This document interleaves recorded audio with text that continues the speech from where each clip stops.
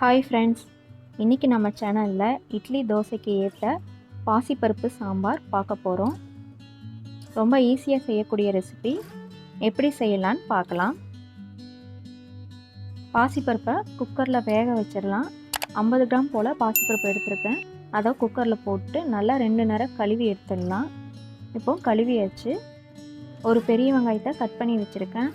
அது கூடயே ஒரு பச்சை மிளகாவையும் சேர்த்து போட்டுடலாம். ஒரு மீடியம் சைஸ் தக்காளியையும் அது கூட சேர்த்துடலாம் கட் பண்ணி. சாம்பாருக்கு தேவையான காரத்தை சேர்த்துடலாம். ஒரு ஸ்பூன் தனி மிளகாத்தூள் சேர்த்துக்கலாம். பாசிப்பருப்பு சீக்கிரமாகவே வெந்துடும், அதனால் இந்த சாம்பார் சீக்கிரமாகவே செஞ்சு முடிச்சிடலாம்.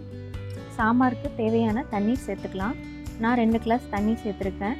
நீங்கள் பருப்பு எவ்வளோ போடுறீங்களோ அதுக்கேற்ற மாதிரி தண்ணி சேர்த்துக்கோங்க. தேவையான அளவு தண்ணி ஊற்றியாச்சு. கரண்டி வச்சு மிக்ஸ் பண்ணிடலாம். ஒரு விசில் விட்டாலே போதும், பாசிப்பருப்பு நல்லா வெந்துடும். 2-3 விசில் விட்டிங்கன்னா நல்லா குழைய ஆரம்பிச்சிடும். அப்புறம் பார்க்கவே ரொம்ப ஒரு மாதிரி கொலகொலப்பாக இருக்கும். குக்கரை மூடி அடுப்பில் ஒரு விசில் விட்டுறலாம். ஒரு விசில் விட்டாச்சு. பாருங்கள், நல்லா வெந்துருச்சு. லைட்டாக கரண்டி வச்சு கிண்டிடலாம். ரொம்ப போட்டு கிண்டாதீங்க. பாருங்கள், ஒரு விசிலில் பாசிப்பருப்பு வெந்துருச்சு. இந்த பதத்தில் வெந்தாலே போதும்.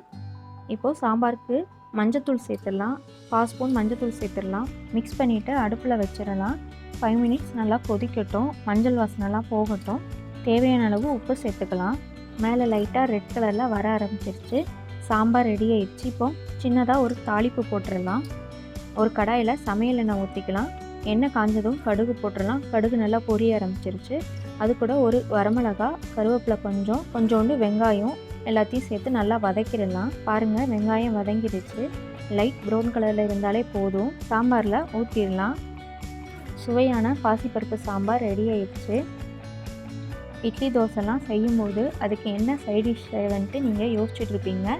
இந்த மாதிரி குயிக்காக 10 நிமிடத்துலேயே நீங்கள் சாம்பார் ரெடி பண்ணிடலாம். இந்த மாதிரி சாம்பார் செஞ்சு கொடுங்க. கூட 2 இட்லி சேர்த்து சாப்பிடுவாங்க. இந்த வீடியோ உங்களுக்கு பிடிச்சதுன்னா லைக் பண்ணுங்கள், ஷேர் பண்ணுங்கள். அப்படியே நம்ம டேஸ்டி ரெசிபிஸ் தமிழ் சேனலை சப்ஸ்கிரைப் பண்ணுங்கள். இது மாதிரி தொடர்ந்து எல்லா வீடியோவும் நீங்கள் பார்க்கலாம்.